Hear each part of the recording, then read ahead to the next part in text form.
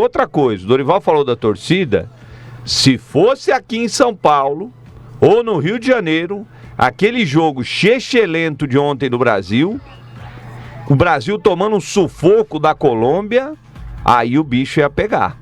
Ele acha que a torcida brasileira é a torcida de Brasília. Ele tá enganado. No Sudeste aqui o pessoal não passa.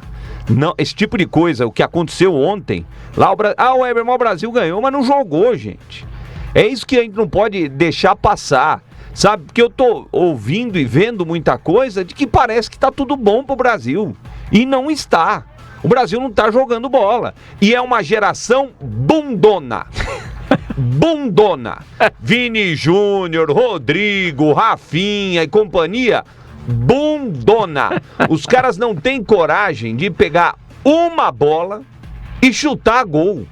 O Vini Júnior ontem ficou na cara do goleiro num lance do Matheus Cunha, que o Matheus Cunha dá um tapa, coloca o Vini Júnior na cara do gol. Sabe o que o Vini Júnior faz?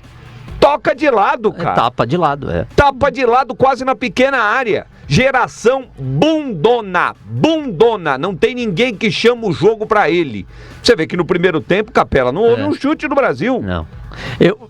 Não, só pra encerrar. Arremate. Só pra encerrar. Pênalti Mandrake, que eu não daria. Gol mal anulado, que era gol contra do Brasil, do tal do Joelinton morto dentro de campo. E é isso. E deu sorte esse chute do Vini Júnior. O chute do Vini Júnior foi lá, fez o gol, você não falou que precisava chutar? Aquilo ali foi no desespero. Vamos lá, Capela. Bom, vou começar pelo fim, né? Primeiro, eu concordo com você nos 3 lances. Eu não daria penalidade máxima a favor da seleção brasileira. Achei ombro com ombro ali, não vi tranco nenhum para dar pênalti para a seleção brasileira. Segundo ponto, o gol da Colômbia também não vi. Tem ali tem uma interpretação, porque de fato a câmera quando ela joga no lado oposto, dá uma interpretação em relação ao Alisson. Até daria para passar. E o gol, um gol é quase um acidente de trabalho, né? Não tem ali construção alguma. Você tá sendo muito ácido. Não tô sendo muito ácido. O Vini Júnior é o melhor jogador do mundo. O Rafinha é um dos destaques da equipe do Barcelona. Agora, com todo o respeito, eu tô falando de Real Madrid. Eu tô falando de Barcelona. A gente não pode normalizar. Entenda bem que isso não é uma crítica individual. Não é algo em direção ao jogador que eu vou citar. Não é, que é um jogador, inclusive, que está em construção de carreira. Eu acompanho o futebol inglês, eu comentei o futebol inglês já. Quando o futebol inglês não era pop, eu comentei o futebol inglês, lá atrás. Então, eu acompanho bastante o futebol inglês. Então, vamos devagar.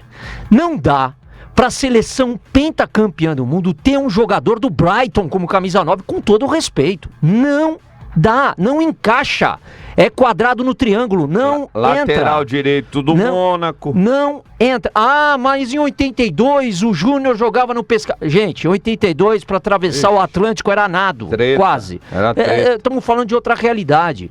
Não há condição alguma. João Pedro, você é bom jogador, você está fazendo uma temporada muito interessante no Brighton, eu tenho acompanhado, você deve ser o 6º ou 7º, o Brighton é o 6º ou 7º na tabela do campeonato inglês, mas você tem um futebol a evoluir. Agora, Weber, o que a gente fez na última data FIFA? O Igor Jesus não serve mais?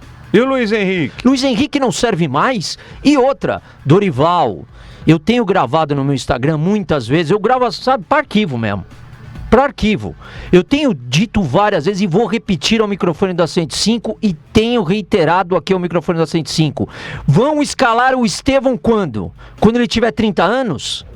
Vão escalar o Endrick quando? Quando ele tiver 50 anos? Aí não precisa mais. Precisa ter coragem. Tem que colocar jogadores relevantes que fizeram. Porque é fácil ganhar o Campeonato Brasileiro, né? Tá aí o Memphis outro dia falando que é uma das 5 principais ligas do mundo. É mole, né? Um garoto de 17 anos entrar como titular da seleção brasileira, entrar como titular do Palmeiras e fazer aquela virada toda em cima de um time competitivo que é o Botafogo. Foi fácil o Palmeiras ser campeão brasileiro, né? Então, pelo amor de Deus, vamos parar de preconceito, esse sentimento de vira-lata que a gente tem e vamos colocar gente boa pra jogar com a camisa da seleção brasileira. Mas o Vini Júnior é o melhor do mundo, mas tem que jogar como joga no Real Madrid. O Vini Júnior da seleção brasileira não é o Vini Júnior do Real Madrid. E se ele não desempenhar com a camisa da seleção brasileira, não joga. Não joga, põe outro. Porque veja, o Rafinha da seleção brasileira é o mesmo Rafinha do Barcelona. Ou nós não estamos vendo o mesmo jogo?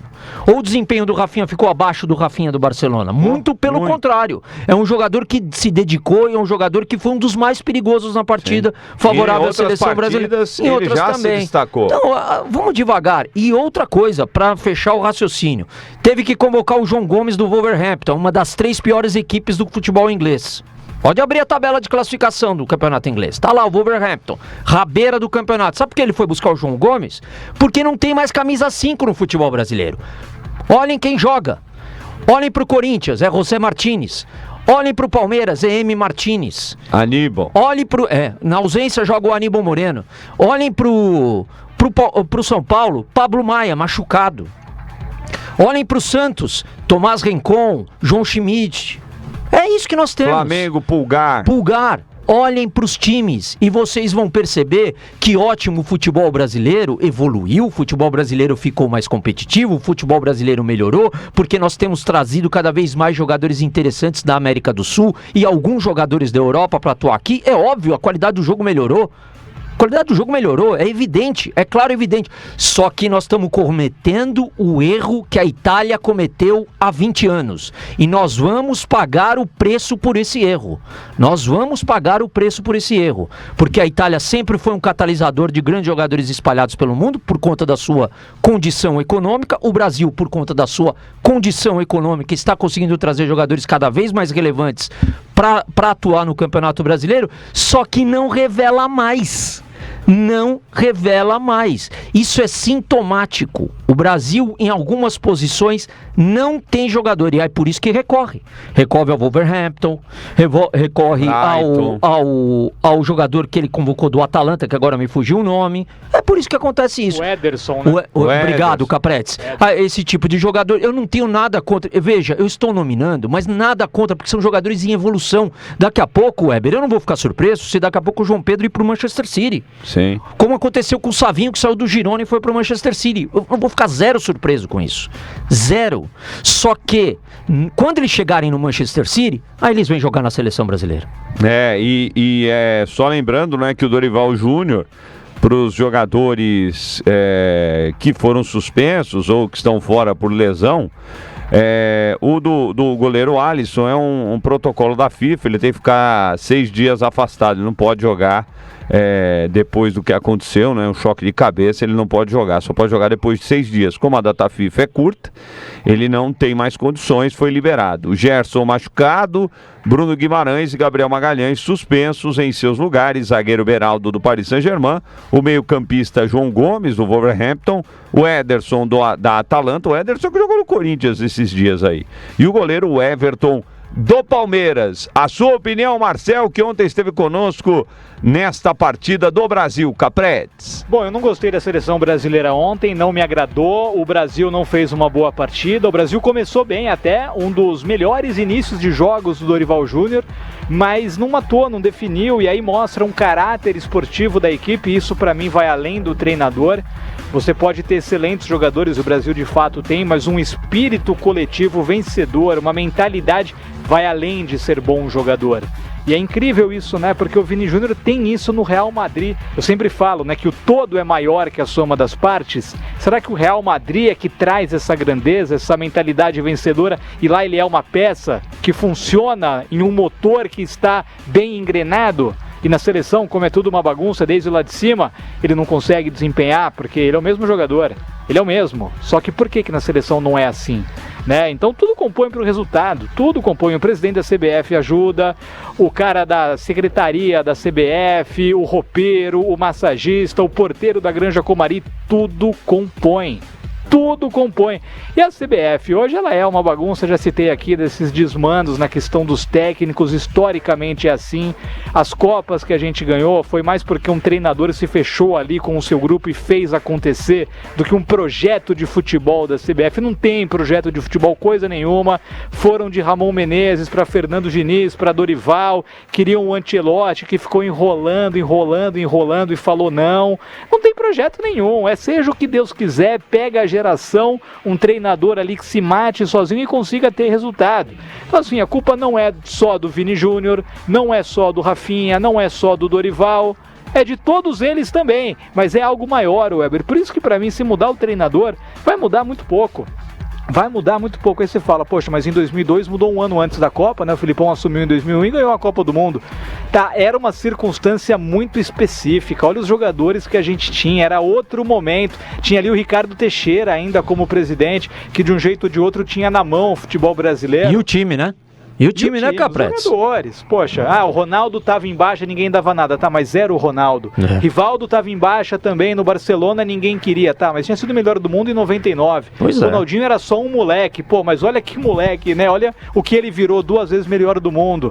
Enfim, Cafu e Roberto Carlos também já estavam em baixa, o grande momento deles foi em 98, mas eram Cafu e Roberto Carlos. Olha os 3 goleiros que a gente tinha, Marcos, Rogério Ceni e Dida. Então assim, não dá pra comparar. Você vê que cada circunstância é uma. Essa circunstância atual do Brasil, Weber, vai depender muito, se a gente pensar em Copa do Mundo, porque o Brasil vai para a Copa do Mundo, do momento ali dos jogadores e da sinergia que o Dorival Júnior, se ele chegar até lá também, né, que não é garantia de nada, a sinergia que ele vai conseguir criar. A Copa do Mundo é um negócio muito atípico, porque você fica lá internado 50, 60 dias, são só 7 jogos e pode ser que ganhe, porque eu não vejo o Brasil muito abaixo das grandes seleções. Aí você pega, poxa, mas suou sangue para ganhar da Colômbia.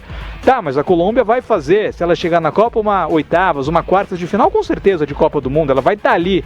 Os outros times são tão melhores assim que o Brasil? Não vejo. Vejo um conjunto maior da França, da própria Inglaterra, que mudou o comandante, né? Saiu o Southgate depois de muito tempo. A Alemanha está numa transição, enfim. Agora, falar que se sair o Dorival vai melhorar, que o Vini Júnior é um amarelão com a camisa da seleção, que o Rodrigo não tá com nada, não dá, diminuir muito o negócio que é muito maior, viu, Weber?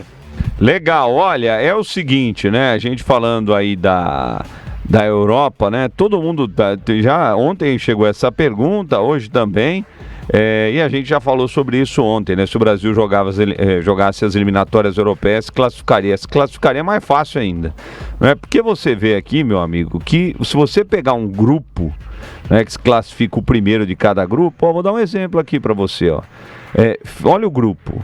Finlândia, Lituânia, Malta, Polônia e o perdedor da Liga de Espanha, Holanda. Não tem ninguém no grupo. Como é que o Brasil não ia se classificar num grupo desse? São 48 agora também, né? Seleções na Copa, né? Exato. Vamos lá, vai. Outra chave aqui das eliminatórias da Copa do Mundo da Europa. Armênia, Hungria, Irlanda e o vencedor de Portugal e Dinamarca. Também, se classificaria. Pô, pelo amor, ó, aqui, quer outra? Vou outra aqui, gente. Geórgia, Bulgária, Turquia e o vencedor de Espanha e Holanda na Liga. Gente, não dá, ó, vou outra aqui, ó, grupo D. Azerbaijão, Islândia, Ucrânia e o vencedor de França ou Croácia. Então, o Brasil classificaria, mas com o pé nas costas. Eu não tenho a menor dúvida. As seleções, inclusive medianas da América do Sul, aquelas que infelizmente nunca conseguiram levantar uma Copa do Mundo, são seleções que em grupos como esse também passariam. Seleções como a Colômbia. Passariam. Ó, outra aqui, ó. Belarus é Bielorrússia? Não, são diferentes, né? Não pode chamar de Bielorrússia. Pode. Belarus ou Bielorrússia, Escócia, Grécia e o que perder de Portugal e Dinamarca. Gente, assim, o Brasil passava com o pé nas costas nesses grupos da Europa. Isso é um mito. Olha, se criou aí. A Itália, para ficar fora, fizeram muita força. França, Inglaterra, fizeram força demais para ficar fora de Copa do Mundo. Quando eu disse a respeito da Itália, eu não estou me referindo ao Brasil não chegar a uma Copa do Mundo, não é disso que se trata, porque não há a menor hipótese, agora com 48 seleções, não há a menor hipótese do Brasil ficar fora de uma Copa do Mundo. Não tem. Acabou. Já corremos esse risco, mas agora não tem a menor chance. O que eu estava me referindo à Itália é que a Itália deixou de revelar. E obviamente que a Itália deixando de revelar, a Itália passou a ter times, inclusive, se você... Como é que chamava aquele atacante que veio pro São Paulo? Eu tava no Criciúma até outro dia. Éder é um brasileiro naturalizado italiano. Jorginho, que o Flamengo tá namorando, é um brasileiro naturalizado italiano. Então eles acabaram... Thiago Motta, por exemplo. Nós temos vários casos, né? Desde o tempo do Mazzola, né, o Capretz? Brasileiros naturalizados italianos. Então, assim, acontece. A Itália Itália está tentando encontrar um outro jeito ali para tentar fortalecer, mas é porque os times de lá perderam força no que diz respeito à revelação. E é esse o meu ponto, Weber. Nada contra o estrangeiro, muito pelo contrário, todos conhecem a minha opinião a respeito, são muito bem-vindos e enriquecem todo o contexto do futebol brasileiro. O que não dá, quantos estrangeiros, nós já paramos para pensar, quantos estrangeiros as equipes da Série A do Campeonato Brasileiro podem usar? 9, né? Mas vai diminuir, estão tentando diminuir para 6. Por que eles estão tentando diminuir?